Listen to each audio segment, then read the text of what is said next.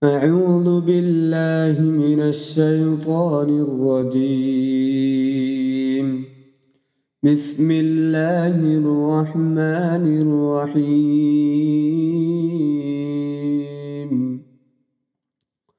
سيقول السفهاء من الناس ما ولاهم عن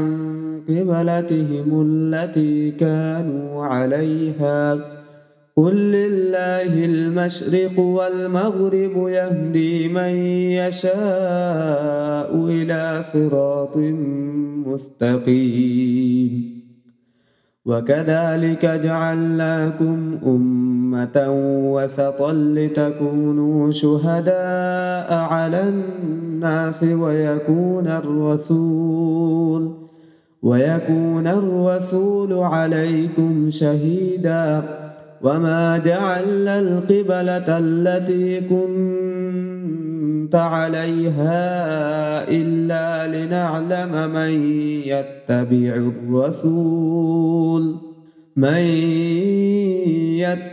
الرسول ممن ينقلب على عقبيه وإن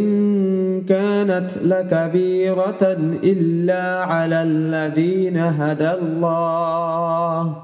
وما كان الله ليضيع إيمانكم إن الله بالناس لرؤوف رحيم. قد نرى تقلب وجهك في السماء فلنولينك قبلة ترضاها فول وجهك شطر المسجد الحرام وحيث ما كنتم فولوا وجوهكم شطره وإن الذين أوتوا الكتاب ليعلمون أنه الحق من ربهم وما الله بغافل عما يعملون. ولئن أتيت الذين أوتوا الكتاب بكل آية ما تبعوا قبلتك وما أنت بتابع قبلتهم وما بعضهم بتابع قبلة بعض. ولئن اتبعت أهواءهم من بعد ما جاءك من العلم إنك إذا لمن الظالمين.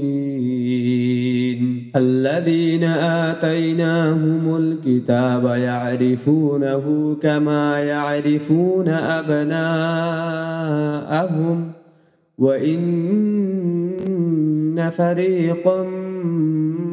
منهم ليكتمون الحق وهم يعلمون.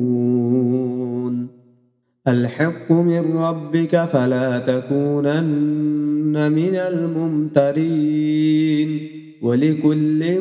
وجهة هو موليها فاستبقوا الخيرات أينما تكونوا يأت بكم الله جميعا إن الله على كل شيء قدير. ومن حيث خرجت فول وجهك شطر المسجد الحرام وإنه للحق من ربك وما الله بغافل عما تعملون. ومن حيث خرجت فول وجهك شطر المسجد الحرام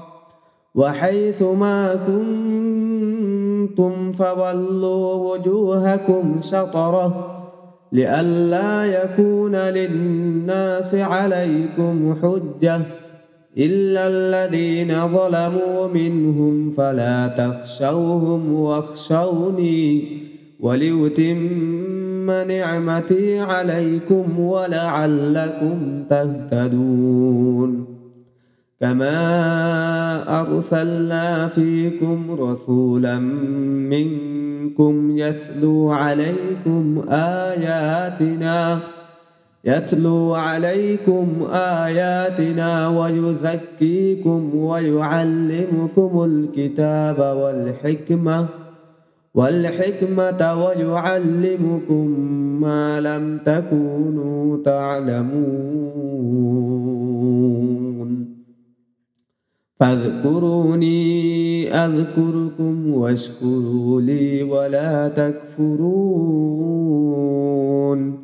يا أيها الذين آمنوا استعينوا بالصبر والصلاة إن الله مع الصابرين ولا تقولوا لمن يقتل في سبيل الله أموات بل أحياء ولكن لا تشعرون ولنبلونكم بشيء من الخوف والجوع ونقص من الأموال والأنفس والثمرات وبشر الصابرين الذين إذا أصابتهم مصيبة قالوا إنا لله وإنا إليه راجعون أولئك عليهم صلوات من ربهم ورحمة وأولئك هم المهتدون إن الصفا والمروة من شعائر الله فمن حج البيت أو اعتمر فلا جناح عليه أن يطوف بهما ومن تطوع خيرا فإن الله شاكر عليم إن الذين يكتمون ما أنزلنا من البينات والهدى من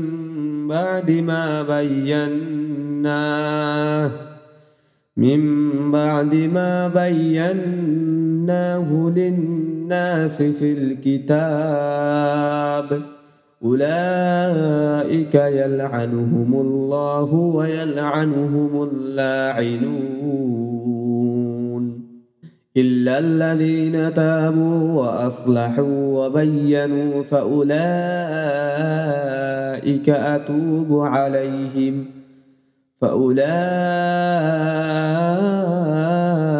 أتوب عليهم وأنا التواب الرحيم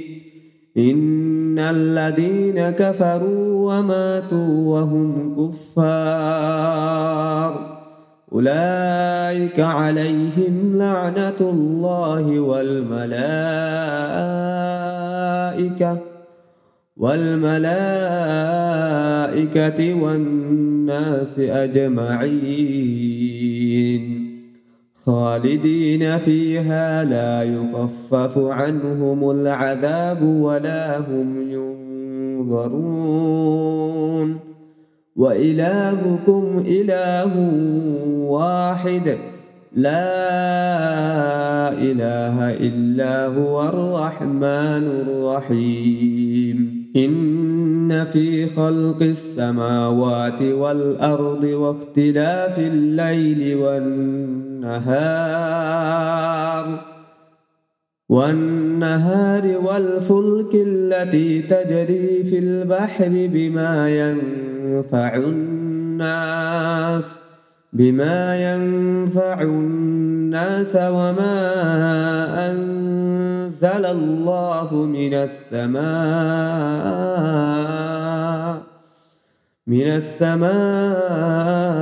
من ماء فأحيا به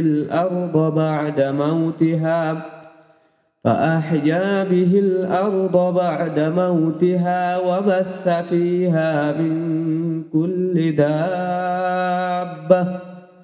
وتصريف الرياح والسحاب المسخر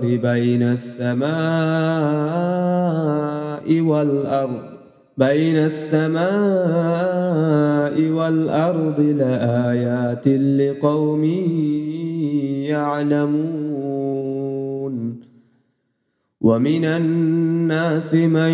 يتخذ من دون الله أندادا يحبونهم كحب الله والذين آمنوا أشد حبا لله ولو يرى الذين ظلموا إذ يرون العذاب أن القوة لله جميعا وأن الله شديد العذاب إذ تبرأ الذين اتبعوا من الذين اتبعوا ورأوا العذاب وتقطعت بهم الأسباب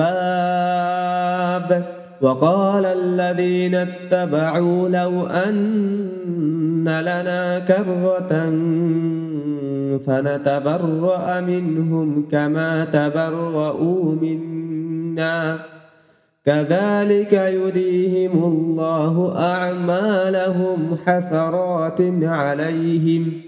وما هم بخارجين من النار يا أيها الناس كلوا مما في الأرض حلالا طيبا ولا تتبعوا خطوات الشيطان إنه لكم عدو مبين إنما يأمركم بالسوء والفحشاء وأن تقولوا على الله ما لا تعلمون وإذا قيل لهم اتبعوا ما أنزل الله قالوا بل نتبع ما ألفينا عليه آباءنا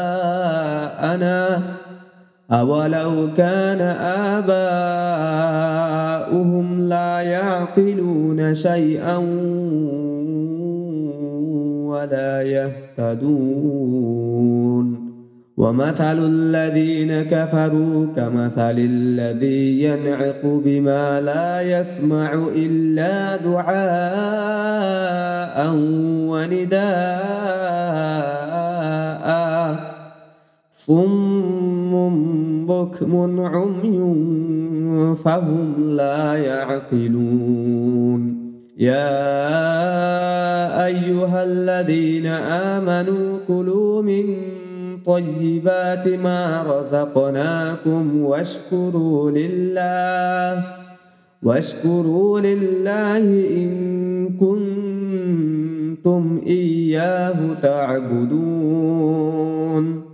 إنما حرم عليكم الميتة والدم ولحم الخنزير وما أهل به لغير الله فمن اضطر غير باغ ولا عاد فلا إثم عليه إن الله غفور رحيم إن الذين يكتمون ما أنزل الله من الكتاب ويشترون به ثمنا قليلا أولئك ما يأكلون في بطونهم إلا النار ولا يكلمهم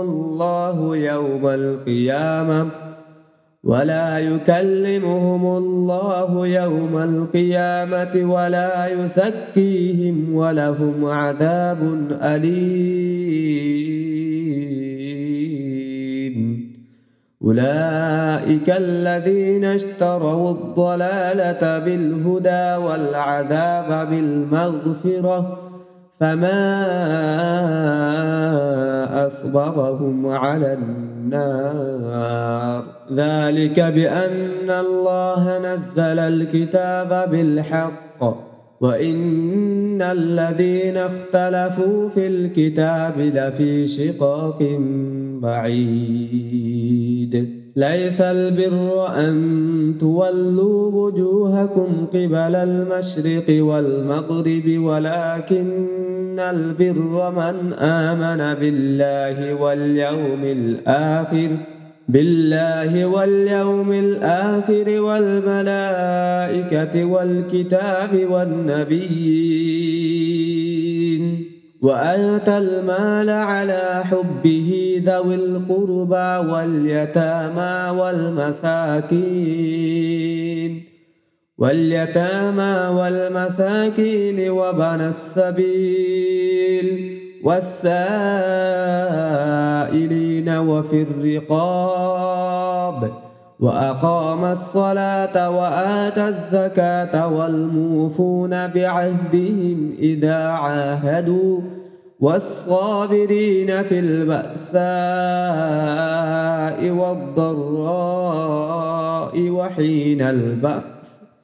أولئك الذين صدقوا وأولئك هم المتقون يا أيها الذين آمنوا كتب عليكم القصاص في القتلى الحر بالحر والعبد بالعبد والأنثى بالأنثى فمن عفي له من أخيه شيء فاتباع بالمعروف وأداء إليه بإحسان ذلك تخفيف من ربكم ورحمة فمن اعتدى بعد ذلك فله عذاب أليم ولكم في القصاص حياة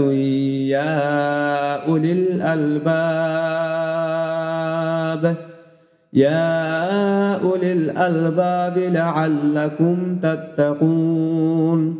كتب عليكم إذا حضر أحدكم الموت إن ترك خيرا الوصية للوالدين والأقربين بالمعروف حقا على المتقين فمن بدله بعدما سمعه فإنما إثمه على الذين يبدلونه إن الله سميع عليم فمن خاف من موص جنفا أو إثما فأصلح بينهم فلا إثم عليه إن الله غفور رحيم يا أيها الذين آمنوا كتب عليكم الصيام كما كتب على الذين من قبلكم لعلكم تتقون أياما معدودات فمن كان منكم مريضا أو على سفر فعدة من أيام أخر وعلى الذين يطيقونه فدية طعام مسكين فمن تطوع خيرا فهو خير له وأن تصوموا خير لكم إن كنتم تعلمون شهر رمضان الذي أنزل فيه القرآن هدى للناس وبينات من الهدى والفرقان فمن شهد منكم الشهر فليصمه، ومن كان مريضا أو على سفر فعدة من أيام أخر، يريد الله بكم اليسر ولا يريد بكم العسر، ولتكملوا العدة ولتكبروا الله على ما هداكم ولعلكم تشكرون. وإذا سألك عبادي عني فإني قريب أجيب دعوة الداع إذا دعاني فليستجيبوا لي وليؤمنوا بي لعلهم يرشدون. أحل لكم ليلة الصيام الرفث إلى نسائكم هن لباس لكم وأنتم لباس لهن، علم الله أنكم كنتم تختانون أنفسكم فتاب عليكم وعفى عنكم، فالآن باشروهن وابتغوا ما كتب الله لكم، وكلوا واشربوا حتى يتبين لكم الخيط الأبيض من الخيط الأسود من الفجر، ثم أتموا الصيام إلى الليل ولا تباشروهن وأنتم عاكفون في المساجد، تلك حدود الله فلا تقربوها، كذلك يبين الله آياته للناس لعلهم يتقون. ولا تأكلوا أموالكم بينكم بالباطل وتدلوا بها إلى الحكام لتأكلوا فريقا من أموال الناس بالإثم وأنتم تعلمون. يسألونك عن الأهلة قل هي مواقيت للناس والحج، وليس البر بأن تأتوا البيوت من ظهورها، ولكن البر من اتقى، وأتوا البيوت من أبوابها، واتقوا الله لعلكم تفلحون. وقاتلوا في سبيل الله الذين يقاتلونكم ولا تعتدوها، إن الله لا يحب المعتدين. وقتلوهم حيث ثقفتموهم وأخرجوهم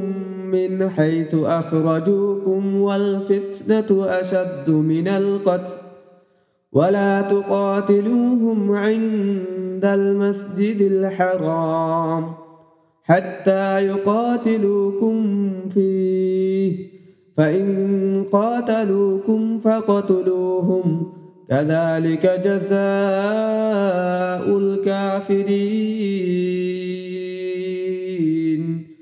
فإن انتهوا فإن الله غفور رحيم. وقاتلوهم حتى لا تكون فتنة ويكون الدين لله، فإن انتهوا فلا عدوان إلا على الظالمين. الشهر الحرام بالشهر الحرام والحرمات قصاص، فمن اعتدى عليكم فاعتدوا عليه بمثل ما اعتدى عليكم، واتقوا الله واعلموا أن الله مع المتقين. وأنفقوا في سبيل الله ولا تلقوا بأيديكم إلى التهلكة وأحسنوا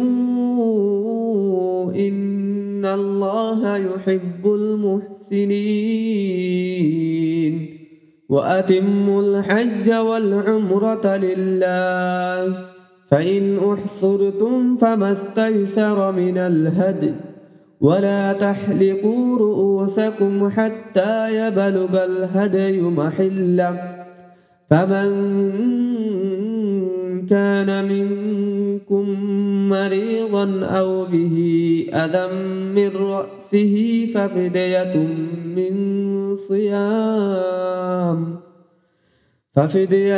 من صيام أو صدقة أو نسك فإذا أمنتم فمن تمتع بالعمرة إلى الحج فما استيسر من الهدي فمن لم يجد فصيام ثلاثة أيام في الحج وسبعة إذا رجعتم تلك 10 كاملة ذلك لمن لم يكن أهله حاضر المسجد الحرام واتقوا الله واعلموا أن الله شديد العقاب الحج أشهر معلومات فمن فرض فيهن الحج فلا رفث ولا فسوق ولا جدال في الحج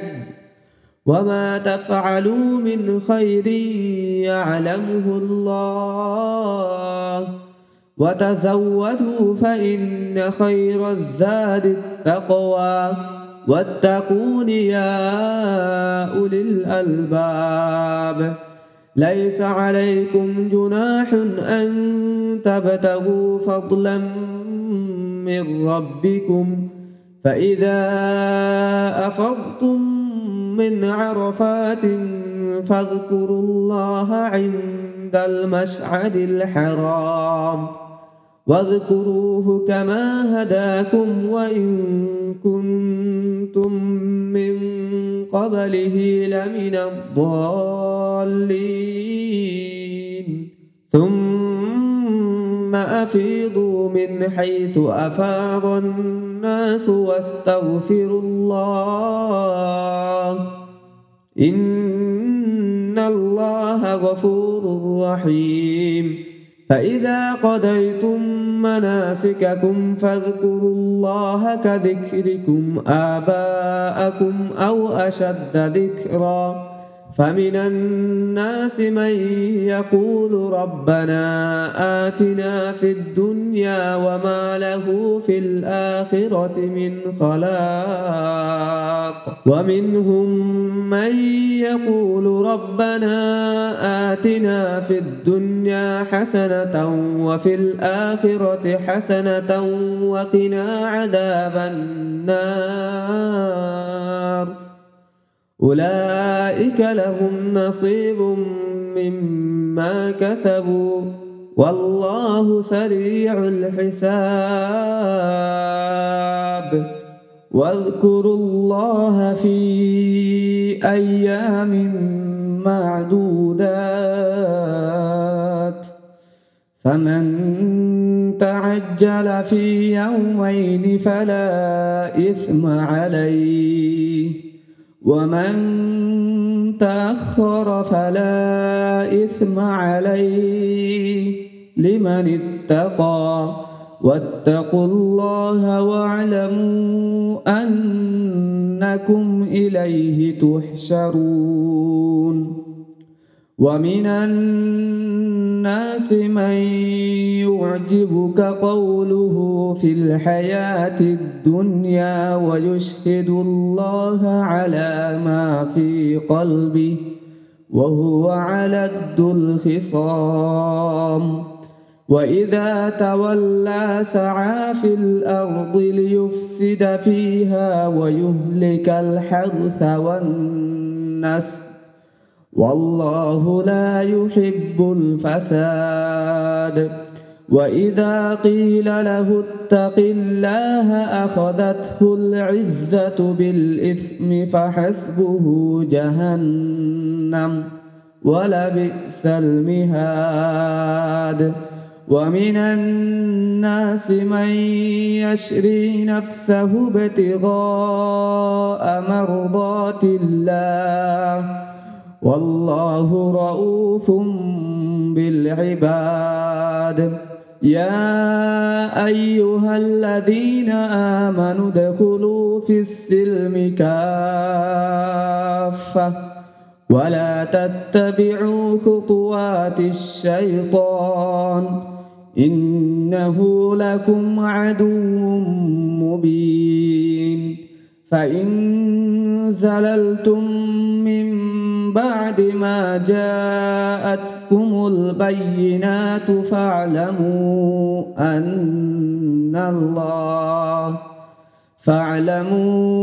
أن الله عزيز حكيم. هل ينظرون إلا أن يأتيهم الله في ظلل من الغمام والملائكة وقضي الأمر وإلى الله ترجع الأمور. سل بني إسرائيل كم آتيناهم من آية بينة ومن يبدل نعمة الله من بعد ما جاءته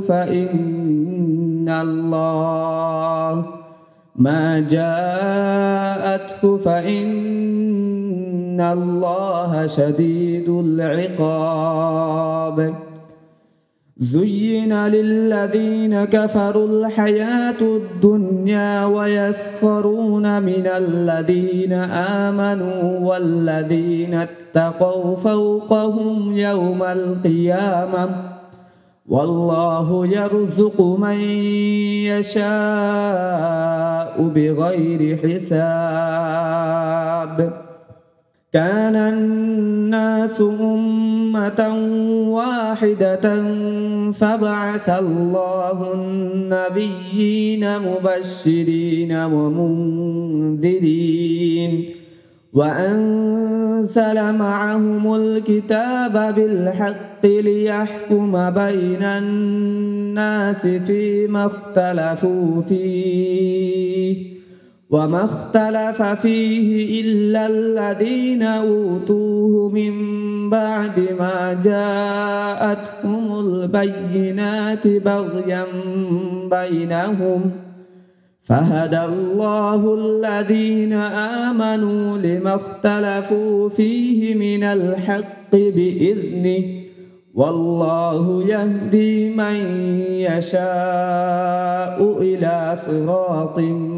مستقيم. أم حسبتم أن تدخلوا الجنة ولما يأتكم مثل الذين خلوا من قبلكم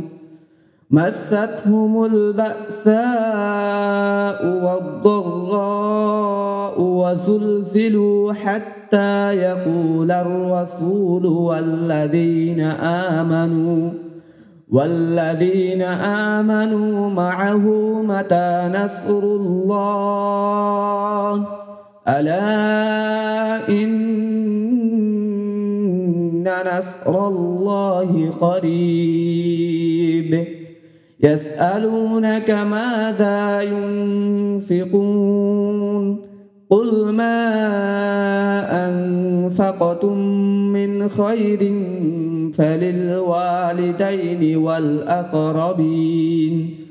فللوالدين والأقربين واليتامى والمساكين وبني السبيل وما تفعلوا من خير فإن الله به عليم. كتب عليكم القتال وهو كره لكم وعسى أن تكرهوا شيئا وهو خير لكم وعسى أن تحبوا شيئا وهو شر لكم والله يعلم وأنتم لا تعلمون يسألونك عن الشهر الحرام قتال فيه قل قتال فيه كبير وصد عن سبيل الله وكفر به والمسجد الحرام وإخراج أهله منه أكبر عند الله والفتنة أكبر من القتل ولا يزالون يقاتلونكم حتى يردوكم عن دينكم إن استطاعوا ومن يرتدد منكم عن دينه فيمت وهو كافر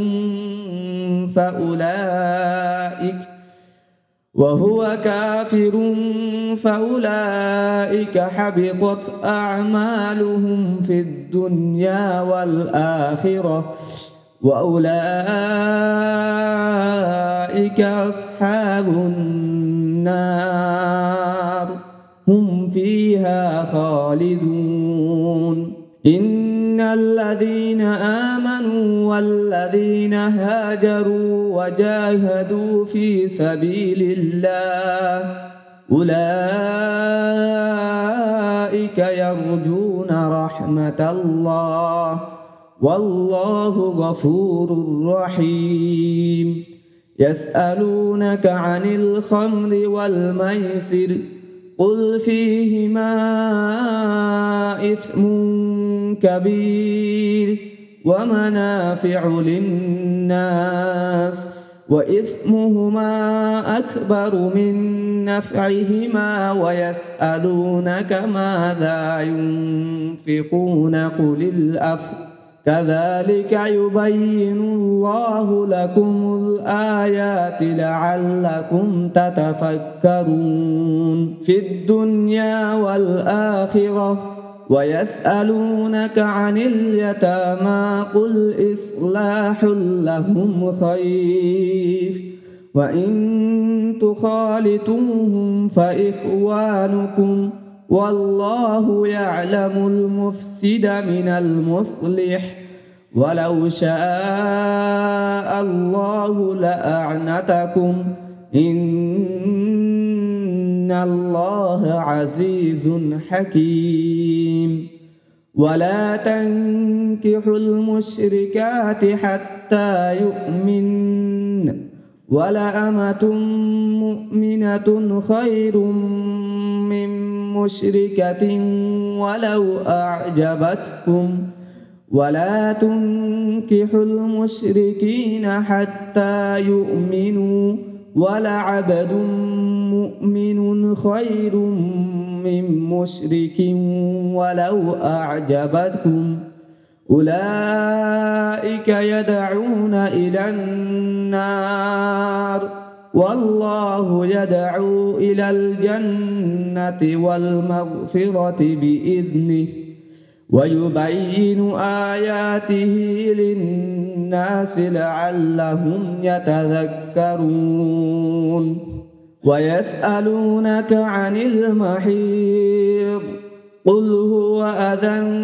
فاعتزلوا النساء في المحيض ولا تقربوهن حتى يطهرن فإذا تطهرن فأتوهن من حيث أمركم الله إن الله يحب التوابين ويحب المتطهرين نساؤكم حرث لكم فأتوا حرثكم أنى شئتم وقدموا لأنفسكم واتقوا الله واعلموا أنكم ملاقوه وبشر المؤمنين ولا تجعلوا الله عرضة لأيمانكم أن تبروا وتتقوا وتصلحوا بين الناس والله سميع عليم. لا يؤاخذكم الله باللغو في أيمانكم ولكن يؤاخذكم بما كسبت قلوبكم والله غفور حليم. للذين يؤلون من نسائهم تربص 4 أشهر فإن فاءوا فإن الله غفور رحيم. وإن عزموا الطلاق فإن الله سميع عليم. والمطلقات يتربصن بأنفسهن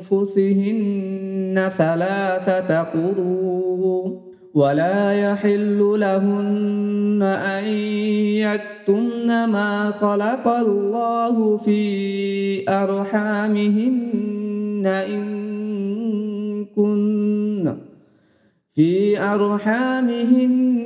إن كن يؤمن بالله واليوم الآخر وبعولتهن أحق بردهن في ذلك إن أرادوا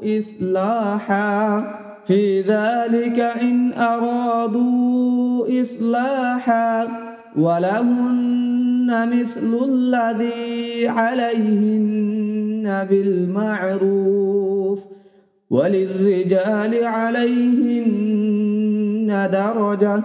والله عزيز حكيم. الطلاق 2 فإمساك بمعروف أو تسريح بإحسان ولا يحل لكم أن تأخذوا مما آتيتموهن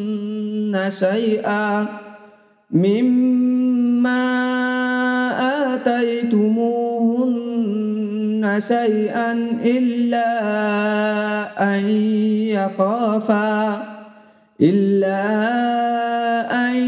يخافا ألا يقيما حدود الله فإن خفتم ألا يقيما حدود الله فلا جناح عليهما فيما افتدت به تلك حدود الله فلا تعتدوها ومن يتعد حدود الله فأولئك هم الظالمون. فإن طلقها فلا تحل له من بعد حتى تنكح زوجا غيره فإن طلقها فلا جناح عليهما أن يتراجعا إن ظنا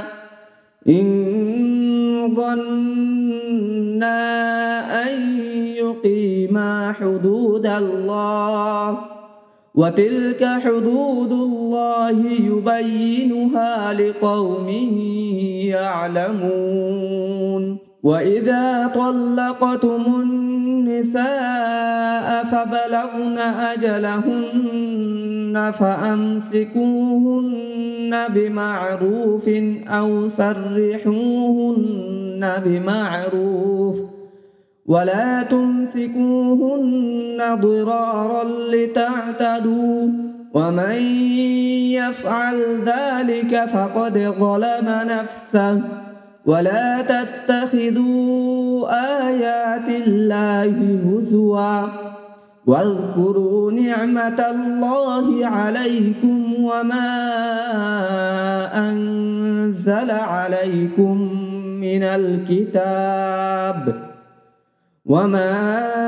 أنزل عليكم من الكتاب والحكمة يعظكم به واتقوا الله واعلموا أن الله بكل شيء عليم. وإذا طلقتم النساء فبلغن أجلهن فلا تعضلوهن أن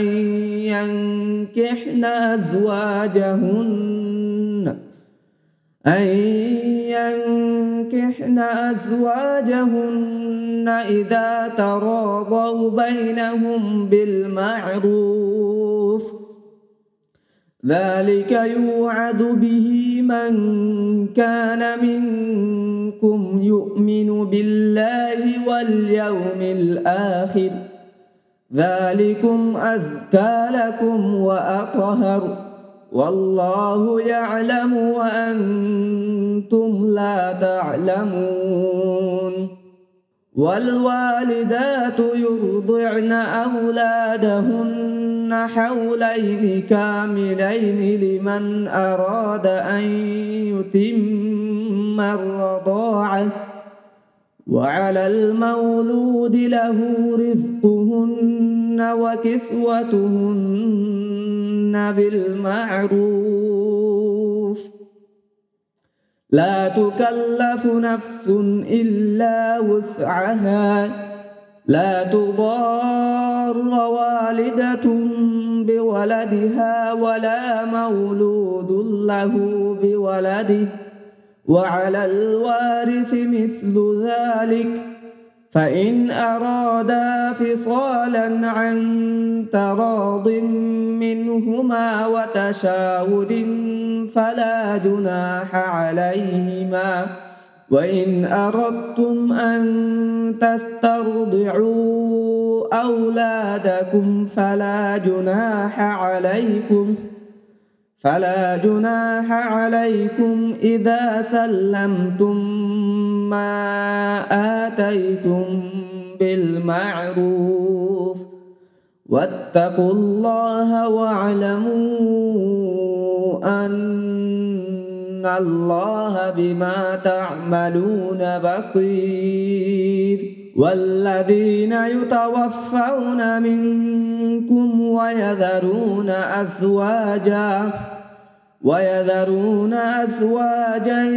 يتربصن بأنفسهن 4 أشهر وعشرا فإذا بلغن أجلهن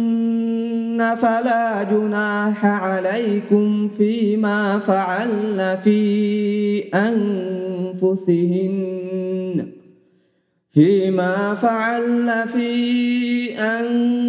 أنفسهن بالمعروف والله بما تعملون خبير. ولا جناح عليكم فيما عرضتم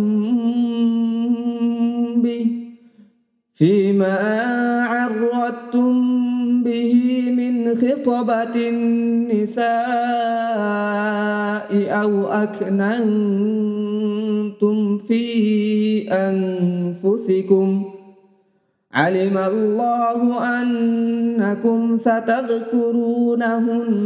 ولكن لا تواعدوهن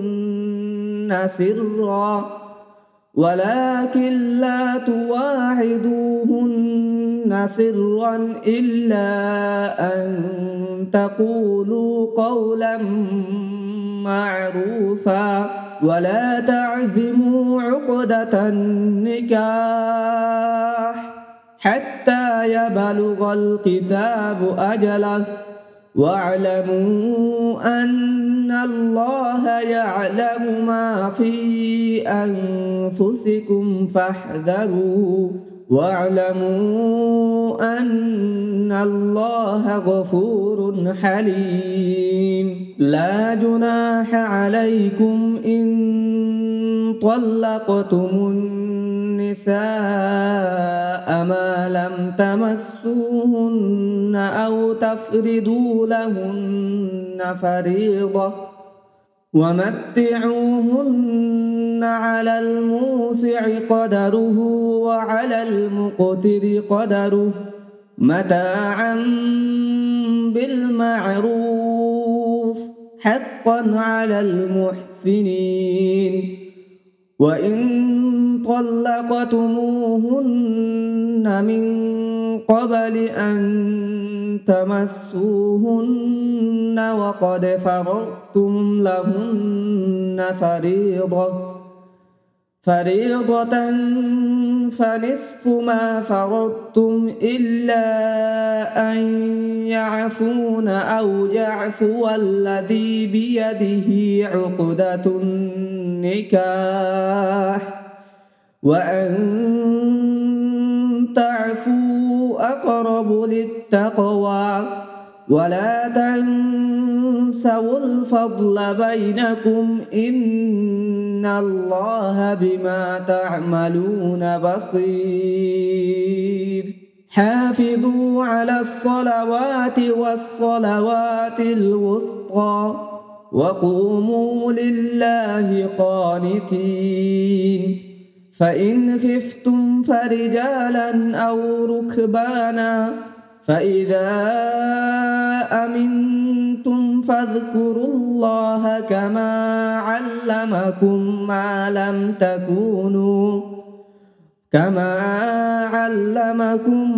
لم تكونوا تعلمون. والذين يتوفون منكم ويذرون أزواجا وصية لأزواجهم متاعا إلى الحول غير إخراج فإن خرجن فلا جناح عليكم فيما فعلن في أنفسهن من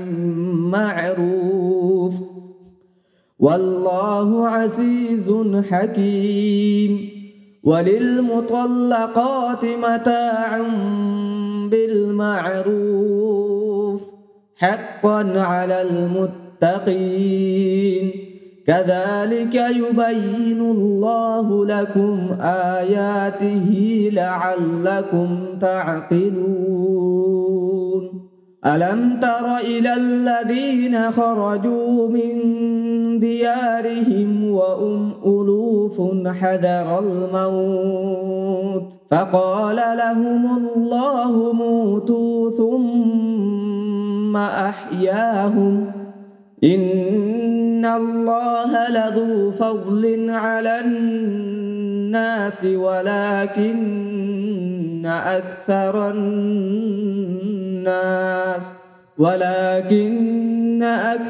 الناس لا يشكرون. وقاتلوا في سبيل الله واعلموا أن الله سميع عليم. من ذا الذي يقرض الله قرضا حسنا فيضاعفه له أضعافا كثيرة والله يقبض ويبسط وإليه ترجعون.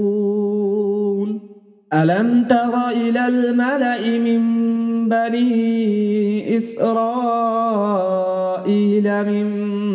بعد موسى إذ قالوا لنبي له ابعث لنا ملكا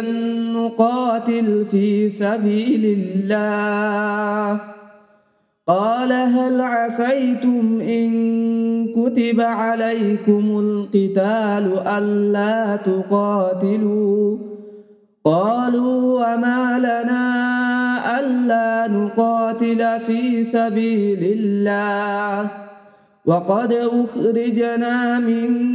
ديارنا وأبنائنا فلما كتب عليهم القتال تولوا إلا قليلا منهم والله عليم بالظالمين. وقال لهم نبيهم إن الله قد بعث لكم طالوت ملكا قالوا أنى يكون له الملك علينا ونحن أحق بالملك منه ولم يؤت سعة من المال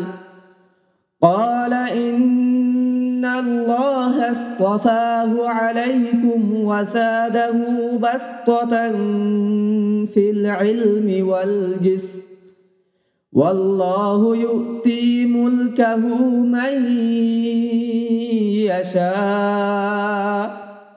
والله واسع عليم. وقال لهم نبيهم إن آية ملكه أن يأتيكم التابوت فيه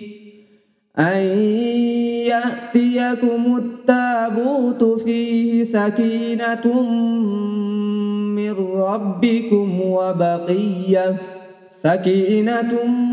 من ربكم وبقية مما ترك آل موسى وآل هارون تحمله الملائكة إن في ذلك لآية لكم إن كنتم مؤمنين. فلما فصل طالوت بالجنود قال إن الله مبتليكم بنهر فمن شرب منه فليس مني ومن لم يطعمه فإنه مني إلا من اغترف غرفة بيده فشربوا منه إلا قليلا منهم فلما جاوزه هو والذين آمنوا معه قالوا لا طاقة لنا اليوم بجالوت وجنوده قال الذين يظنون أنهم ملاقو الله كم من فئة قليلة غلبت فئة كثيرة بإذن الله والله مع الصابرين. ولما برزوا لجالوت وجنوده قالوا ربنا أفرغ علينا صبرا وثبت أقدامنا وانصرنا على القوم الكافرين فهزموهم بإذن الله. وقتل داود جالوت وآتاه الله الملك والحكمة وعلمه مما يشاء ولولا دفع الله الناس بعضهم ببعض لفسدت الأرض ولكن الله ذو فضل على العالمين. تلك آيات الله نتلوها عليك بالحق وإنك لمن المرسلين.